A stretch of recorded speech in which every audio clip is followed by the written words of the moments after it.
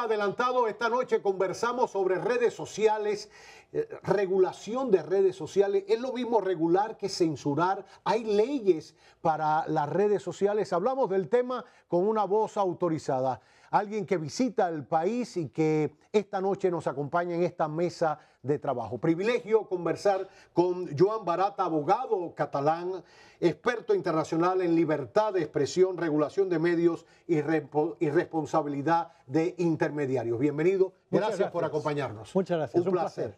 Qué bien.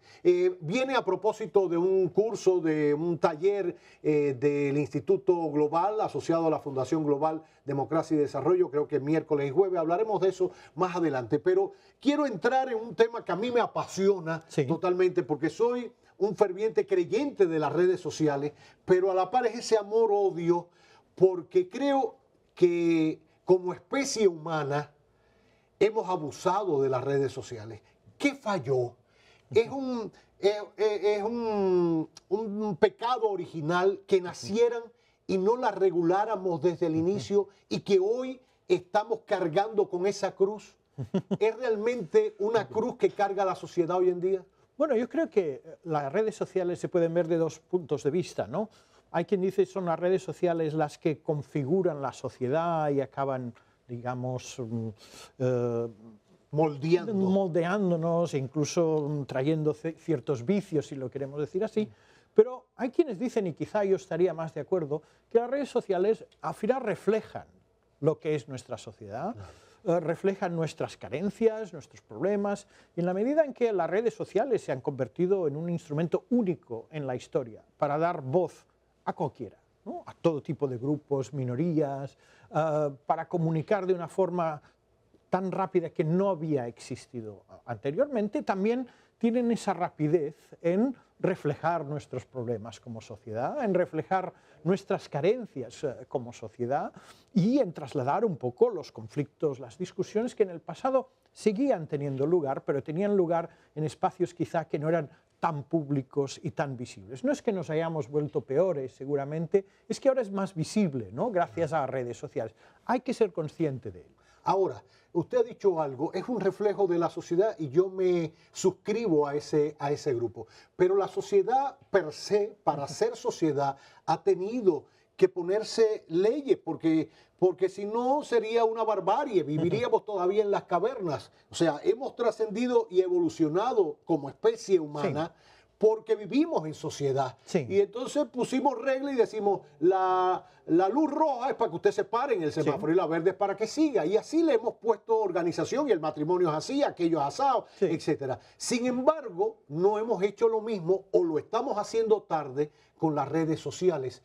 ¿Qué se puede hacer para que eso que hoy compartimos entre todos se regule? Porque tiene que haber una cuota de responsabilidad en lo que decimos, sí, en las redes sociales. Así como la sociedad se inventó esto para darle voz a grupos y a gente que no la tenía, y que hablaba nada más en grupitos, etcétera, debe también tener una cuota de, sí, responsabilidad. Bien, aquí yo creo que hay que ser consciente de quizá de la evolución de las redes sociales, ¿no? Las redes sociales empiezan hace 25 años, más o menos, California, primera enmienda de la Constitución estadounidense y un determinado ambiente de tecnooptimismo, ¿no? En el cual se venía a decir, bueno, esto es un entorno, además, digamos, el entorno de Silicon Valley, era un entorno un poco universitario, etcétera. Las redes sociales van a servir para que la gente informada discuta mejor, claro, y hablemos y creemos un foro público, etcétera. Por tanto, era una visión un poco idealizada, ¿no? Las redes sociales como un espacio público, ilustrado, donde solo discusiones académico, y discusiones, del cual emergería la verdad de las, claro, discusiones. Pero después las cosas se fueron complicando porque las redes sociales acabaron extendiéndose por todo el mundo, en todo tipo de contextos, y por lo tanto el discurso se empezó a no ser tan bonito como parecía, ¿no? Y no todas las interacciones eran tan bonitas como parecían. Y a partir de ahí, por presión gubernamental, en muchos casos, las redes sociales empiezan a autorregularse, ¿no? Y empiezan a establecer sus community standards, estándares de comunidad y normas internas de funcionamiento, ¿no? Y a partir de ahí son un poco las redes sociales las que acaban definiendo sus propias normas internas, o sea, que puede decir, lo que no se puede decir, más allá de la ley, digamos, ¿no?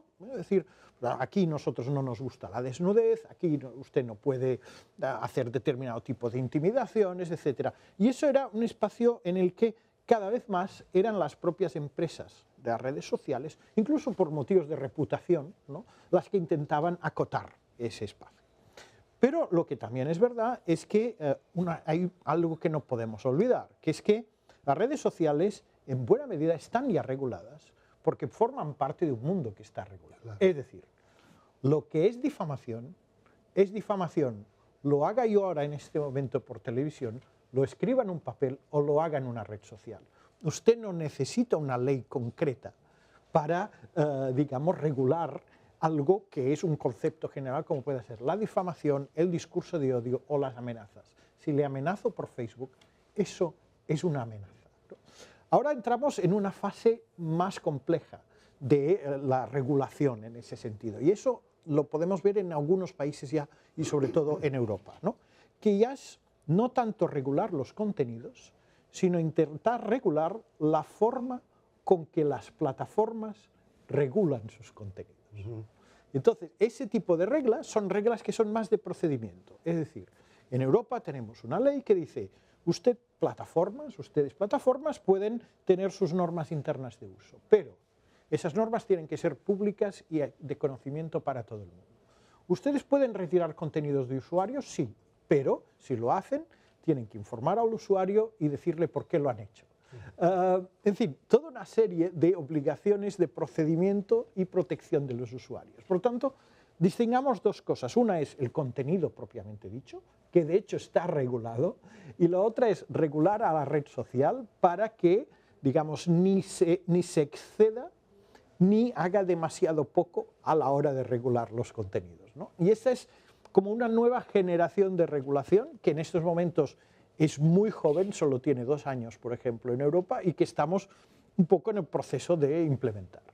Bueno, abordó el tema de las regulaciones y el tema de la difamación y la injuria, por ejemplo, que usted la ubica en cualquiera de los dos escenarios. Es lo mismo injuriar o difamar aquí en televisión o en la esquina de su casa que hacerlo a través de una red social. Pero a la hora de llevarlo a la justicia, usted conoce muchos casos que hayan terminado condenados por difamar en un post de Instagram o de Facebook, porque aquí, por ejemplo, en el país cuesta trabajo y formular la acusación y la dirección IP y el usuario, etcétera, y se torna un poquito complejo, y por eso la gente piensa que hay que buscar una regulación nueva propiamente para las redes sociales.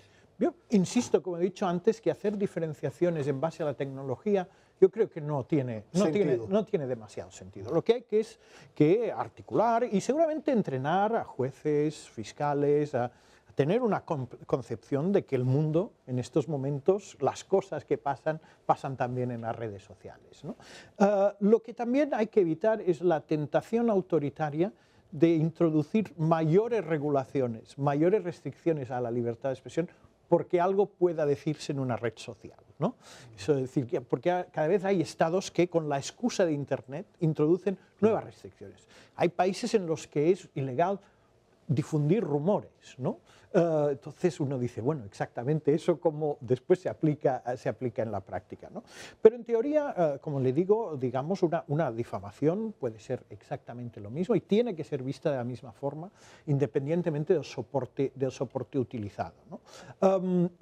Existen muchísimos casos, en muchas partes del mundo, casi le diría que demasiados, como persona que soy defensora de la libertad de expresión, yo creo que a veces se tira demasiado de la norma, pero hay muchos casos, incluso en algunos países hay personas que han sido, digamos, condenadas por parte de un juez en un caso de difamación, no por decir algo, sino simplemente por compartirlo o incluso poner un like. Oiga, porque ha habido jueces que han considerado que poner un like es, digamos, asumir el contenido difamatorio de la misma forma que quien lo hizo y por lo tanto se les condena, ¿no? Hay que ir con cuidado, insisto, en ese tipo de cuestiones. Por ejemplo, hay también una decisión de la Corte de Justicia de la Unión Europea en la cual, por ejemplo, se dice, mire, ese contenido es difamatorio, Por lo tanto, yo entiendo que, digamos, hay la responsabilidad del autor, etcétera, pero además yo, juez, le pido a la red social que ese contenido no pueda volver a ser reproducido y que, por lo tanto, tome medidas para evitar que ese contenido no pueda ser reproducido por otros usuarios y no pueda volver a ser publicado.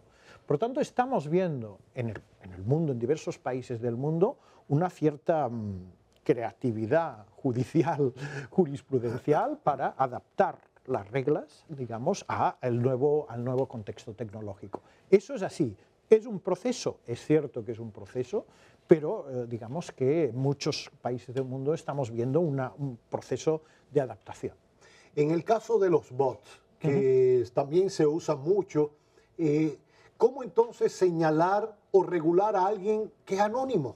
Sí, bien, aquí hay que tener en cuenta una cuestión. Primero, que de acuerdo con los estándares internacionales de Naciones Unidas, de la Relatoría de la OEA, el derecho a la libertad de expresión incluye también el derecho a expresarse anónimamente o con seudónimo. Es ¿no? verdad. Por lo tanto, ahí es un factor que tenemos que tener en cuenta. Sí. En el caso del bot, usted me añade otro elemento de complejidad, que es el hecho de que el bot no es humano. Exacto. Y entramos en el terreno de la inteligencia artificial. En Estados Unidos, también en la universidad con la que colaboro como investigador ahí, tuvimos un proyecto en el que discutíamos si la inteligencia artificial tiene derecho a la libertad de expresión. Que ese es un debate pues tremendo. Nos vamos hasta mañana aquí. Porque imagínese usted una ley que dijese que la inteligencia artificial no se puede utilizar para hacer periodismo. Bueno. ¿Vulneraría eso el derecho a la libertad de expresión de la inteligencia artificial o de quien usa la inteligencia artificial? Pero otra cuestión es, por ejemplo, en la legislación europea hay una obligación para las plataformas de hacer un análisis de riesgos, ¿no? Y por lo tanto, si las plataformas detectan un riesgo que puede ser, por ejemplo, el uso de inteligencia artificial por parte de los usuarios para dar excesiva visibilidad a un tipo de contenido, las plataformas tienen la obligación de establecer lo que se dice medidas de mitigación de riesgo, es decir, tener políticas internas para detectar bots y para evitar que los bots acaben deformando la conversación. Bueno, aquí la cuestión es que quizá una aproximación legal tradicional, que sería prohíbo los bots, no servirá, pero en cambio decir, usted plataforma tiene ahora la obligación de tomar medidas internas para evitar que los bots acaben, digamos, destruyendo la conversación, esa sería una aproximación regulatoria que ahora estamos viendo. Ya. Hay un tema precisamente vinculado con la inteligencia artificial. ¿No estaríamos a las puertas de más o menos lo que nos ha pasado con las redes, que nos quedamos en lo contemplativo? Twitter, cuando empezó Facebook, otra antes de Facebook, y aquello era lo más grande, y globalizar el pensamiento, y disfrutamos aquello. Con la inteligencia artificial creo que estamos pasando como un niño chiquito con juguete.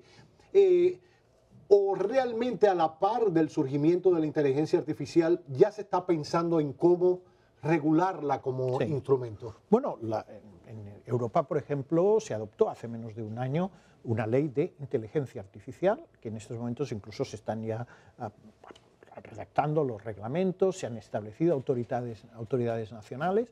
La ley europea, por ejemplo, establece la obligación para los desarrolladores de inteligencia artificial de tener en cuenta los riesgos, que cada uno, hay una clasificación de los distintos posibles sistemas de inteligencia artificial en función del riesgo que generan, y a partir de aquí la obligación para los desarrolladores de tomar ciertas medidas, ¿no?, para evitar que esos riesgos se lleven a cabo.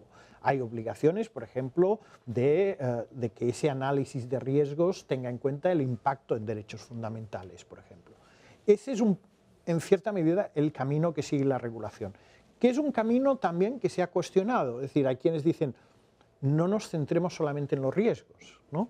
Establezcamos medidas legislativas que impulsen el desarrollo de sistemas de inteligencia artificial, porque partir de riesgo puede ser, digamos, excesivo, o incluso puede tener un efecto en los desarrolladores de inteligencia artificial. Dice, bueno, si todos son riesgos y todos son responsabilidades para mí, no voy a participar de eso, ¿no? Pero un poco, yo creo que en estos momentos, digamos, estamos en un momento inicial de la regulación, hay una cierta obsesión, casi diría yo, con los riesgos, ¿no?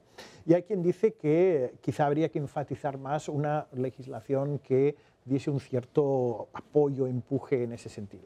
Por ejemplo, hay una cuestión, si puedo mencionarla, que yo creo que tiene interés, es cómo aprenden los sistemas de inteligencia artificial y cómo afecta eso a la propiedad intelectual. Claro. Por ejemplo, ¿no? Hay un sistema de de inteligencia artificial que pues, ve todos los programas de Roberto Cavada. Y en un momento dado aprende y acaba generando un, digamos, un sistema virtual, un presentador virtual de televisión. Pero no ha visto solo sus programas, ha visto muchísimos programas, ¿no? ¿Eso es una vulneración de la propiedad intelectual o no lo es? Claro, si yo reproduzco literalmente su programa, lo será. Pero si yo aprendo con su programa y acabo haciendo mi propio programa desde la inteligencia artificial, no vulnera. Pero aprendiendo, no es que lo esté copiando. Claro. He aprendido de usted del mismo modo que he aprendido. Es decir, la inteligencia artificial aprende un poco como como aprende, simplificando, el ser humano. ¿No? Claro. Y por tanto, en estos momentos la gran discusión es si los sistemas de inteligencia artificial pueden aprender sin entender que están vulnerando derechos de propiedad intelectual, ¿no? Es un debate fuerte porque incluso ahora para las disqueras, para los propios autores de temas musicales, incluso para los propios guionistas de Hollywood y de otras empresas productoras, es un debate grande. Por eso mismo, hasta dónde vulneran, incluso hasta el derecho laboral, hasta hay ciertas cosas. Por eso es bueno debatirlo y ponerlo sobre la mesa, porque la humanidad, vuelvo, insisto, se inventó todo esto y creo que como especie, y empecé hablando con usted sobre la especie, nadie va, bueno, a veces podemos ser tan tarados que podemos autodestruirnos como especie. Las hormigas siguen subsistiendo y sobreviven. La única especie que crea armas para matarse y eso somos la especie humana. Pero no creo que en este sentido lo haga para autodestruirse ni nada por el estilo, sino pensando en un crecer y en un mejorar la capacidad en todos los sentidos para la especie, para seguir viviendo en sociedad. Ahora, ajustándolo todo, inteligencia artificial, manejo de redes sociales, plataformas digitales, que quizás todo el debate viene porque los medios tradicionales les cuesta más trabajo competir con aquel que tiene voz y que crece en las redes y no estudió periodismo ni es comunicador, pero transmite y comunica. Entonces el debate y la competencia se vuelven mucho más interesantes. Por eso siempre digo que independientemente de que regulemos o pongamos o trabajemos para organizarnos mejor en sociedad, conviviendo con las redes sociales, porque de ellas vivo también. Claro. Yo creo que lo mejor para combatir lo que está mal en las redes o lo que se publica mal en un medio tradicional es con más y mejor contenido, simple y llanamente. Lo otro, estamos de acuerdo. Ahí estamos de acuerdo. ¿Qué podemos hacer como país caribeño, que usted sabe que el calor siempre nos mueve a otras cosas, para ir acomodándonos y convivir con ellos en paz y armonía? Bueno, eso es un reto. Yo creo que, primero, eso no lo va a solucionar una regulación. Una regulación va a ayudar, en algunos casos, a proteger a los usuarios, a que las redes puedan ser más transparentes, que tengan procesos más claros, ¿no? Que no tomen decisiones arbitrarias en materia de contenidos. Eso va a ayudar, una regulación en esa materia. Pero dicho esto, hay otros elementos que tienen que jugar aquí. Un primer elemento es la educación.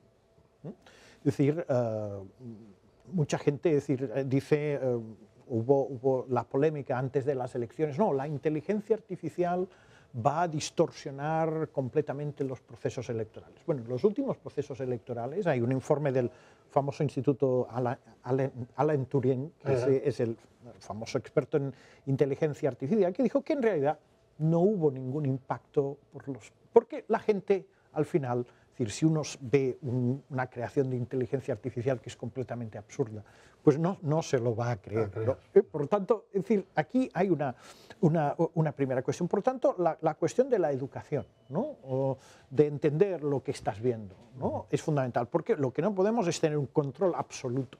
Claro.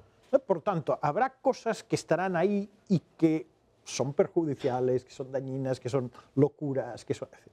Por lo tanto, una buena educación para discernir es muy importante. Para discriminar, para saber qué es lo bueno y lo malo. Exacto. Es lo mismo que uno le da a sus hijos. Mira, yo te enseño esto, tú sabrás en el futuro por dónde está lo bien, por dónde está lo mal, Exacto. por lo que te he podido dar en una escuela, en la universidad, en la propia casa. Exacto. Por tanto, una primera cuestión es lo que se llamaría la alfabetización. Exacto. Que incluye particularmente a las personas de mayor edad, que yo creo que son las más vulnerables. Después, un reforzamiento del sistema de medios, ¿no? Es decir, está demostradísimo que una noticia falsa tiene mucho mayor impacto en un país en el que no hay diversidad mediática y no hay libertad informática. Claro. Porque claro, si usted vive en un país que el gobierno controla la información, que difunde muy poca información y que hay un sistema mediático del que la gente desconfía, si en ese sistema, si yo publico algo que es alternativo, la gente se lo va a creer. Claro. Me va a ver como un salvador, que eso es lo que hemos visto en la forma de populismo, ¿no? Que publica algo.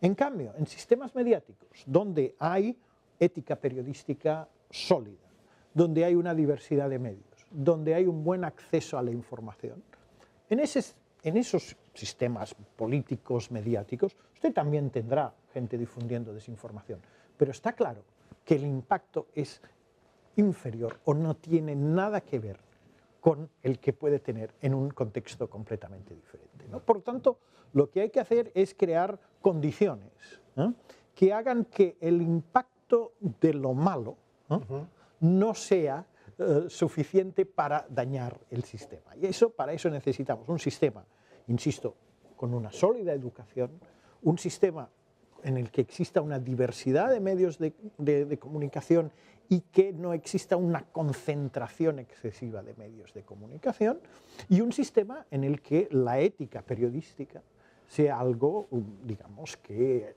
aplique prácticamente a todo el mundo, ¿no? A partir de ahí, evidentemente, insisto, siempre habrá alguien que diga algo, porque solamente en Corea del Norte no existe. Bueno. Podríamos pensar en otros ejemplos, conociendo su historia. Pero pongamos Corea del Norte. Exacto. Solamente en Corea del Norte eso puede funcionar. En el resto, evidentemente, el precio de la libertad es que pueda haber este tipo de cosas. Pero lo importante es que las estructuras sociales, digamos, la educación, el sistema mediático sea un colchón suficiente para amortiguar ese tipo de discursos, ¿no? A veces la libertad tiene un precio, ¿no? Y en este caso este es el precio, ¿no? Por tanto, esa sería la agenda, no solo pensar en la regulación, en las restricciones, pensar en todas las políticas públicas que son necesarias para crear una situación en la que, digamos, el entorno mediático, el entorno de acceso a la información permite a los ciudadanos por ellos mismos discernir que cuando reciben algo en el móvil de un grupo de WhatsApp, les dirán, esto es una tontería y nada más. Así es. Qué bien, un placer tenerlo. La conferencia y el taller, ¿cuándo serán? El taller es el miércoles, la conferencia, que es un evento más, digamos, más abierto, será el jueves a las 7 de la tarde. 7 de la tarde. Para el taller en el Instituto Global, usted puede llamar para suscribirse y allí puede participar. Yo creo que si algo nos puso a prueba en medio de la pandemia fue precisamente, que nos llegara este virus que no sabíamos y todas aquellas confusiones. Y mucho de lo que se demostró en la práctica fue que los medios tradicionales, los más viejitos o los más antiguos, El País de España, el Listín Diario en República Dominicana y otros más, cuando la gente quería, y mire que se dijeron cosas en las redes sociales e inventos y cómo se transmite y cuídese de esta manera y hacían unos inventos. Sin embargo, lo que se demostró es que muchos en casa volvieron al medio tradicional, pero desde una plataforma digital. Y muchos hijos que jamás habían tenido un periódico en su mano, conocieron el Listín o conocieron El País o ABC o el New York Times, no por tenerlo impreso, sino por tenerlo digital, porque el papá le dijo, verifícalo allí. Allí es donde está la tradición. Y eso solo se logra con credibilidad, con ética, haciendo un buen ejercicio de la profesión. Por eso siempre digo que más que regular, hay que trabajar con los contenidos. Es la única manera de poder echar a un lado lo que no sirve, lo que es mediocre, lo que es falso, combatiéndolo con más y mejor contenido. Para los medios de comunicación es la gran oportunidad. Claro. Yo, solo para ponerle un ejemplo, antes cuando compraba en papel solo compraba un periódico o dos. Había otros periódicos que nada. Que nada. Ahora, gracias a las redes sociales, quizá leo un artículo de un periódico que es el que yo seguía, pero me encuentro con artículos de los otros periódicos que en la medida en que los tengo ahí accesibles, pues también los leo, ¿no? Claro. Por tanto, eso es un cambio significativo en términos de pluralismo y en términos de oportunidad para los medios de comunicación. No olvidemos eso. Así es.